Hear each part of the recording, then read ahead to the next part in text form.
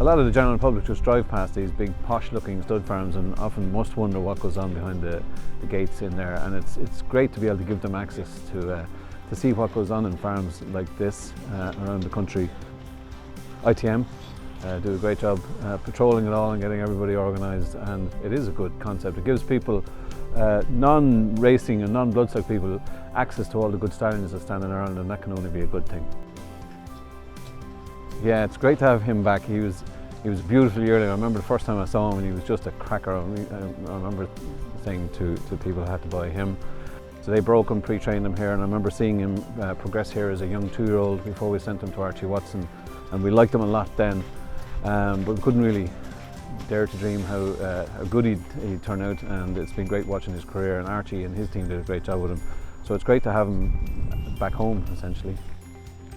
It was one of our ambitions to have a Royal Ascot winner, and we hadn't had one prior to him. So the day he won the Windsor Castle Stakes was a terrific day for Steve and myself and everybody on the team. So that was a great start, but then he went on to become a very brilliant 2-year-old, culminating in a brilliant run in the Abbey against all the older horses. And then we left him in training, even though some people thought we might retire him then, but we left him in training as a 3-year-old last year, and he went on to supplement his 2-year-old career with some brilliant efforts in the Group 1s against all the top sprinters to prove that he trained on. So beautiful tempered horse, and he's so laid back, and I love that in a stallion prospect. I dislike stallion prospects with bad tempers or bad attitude, and he doesn't, I'm pleased to say. He was a beautiful, calm, relaxed yearling, and he continues to be so. So I'm looking forward to his stallion career. Similar horse actually, a little bit unlucky not to win a Group 1, just touched off in the King's Stand twice for the great Con Collins and Tracy Collins.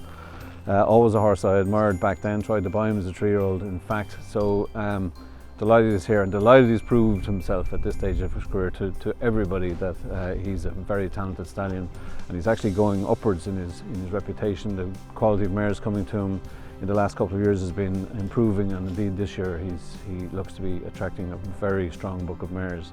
He's the champion sire of 2-year-olds in Europe last year. He's some very good Group 1 fillies like Lady La Pelosa, Lady Kai, some very good colts like Peniaphobia that we pinhooked. His 2-year-old crop last year was very, very strong. Lots of stakes performance in it, and his crops are getting stronger as they go along. His current yearling crop and the foal crop that we're looking forward to arriving this year will be his strongest he's covered so far. He covered 215 mares last year.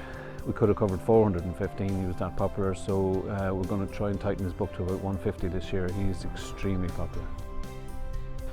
I think Elzaam's a bit of a sleeper. He's been standing at cheapish prices. His big crops are coming through the pipeline now. He's covered 120 mares for the last 2 or 3 years. Interestingly, he's the sire of a very good colt in Hong Kong this year called Playa Del Puente that Mick Halford trained over here. A lot of his good stock gets sold to Hong Kong, so I think 10 of his best colts are all in Hong Kong. So Playa Del Puente is heading for the Hong Kong Derby this year. I think if we just hit one of them, I think his reputation is going to rise, and he's got the numbers coming through for him to help that. So he's a bit of a sleeper. Prince of Lure is the other horse here, a very fast 2-year-old. He won the Norfolk Stakes in Royal Ascot. His first crop are 2-year-olds this year, so we're looking forward to seeing them run. I don't think we'll have long to wait to see how good they are. We've about 80 brood mares here, and we've all the visiting mares for all the stallions. Mostly, luckily, they're all walk-ins nowadays, so that's easier to manage. But that takes a lot of work during the season. We've all the foalings. We foal about 100 mares here. We've all the Clipper Logistics 2-year-olds here in pre-training for all the trainers, and they stay here for quite some time. So they're all here, plus lots of other stuff going on.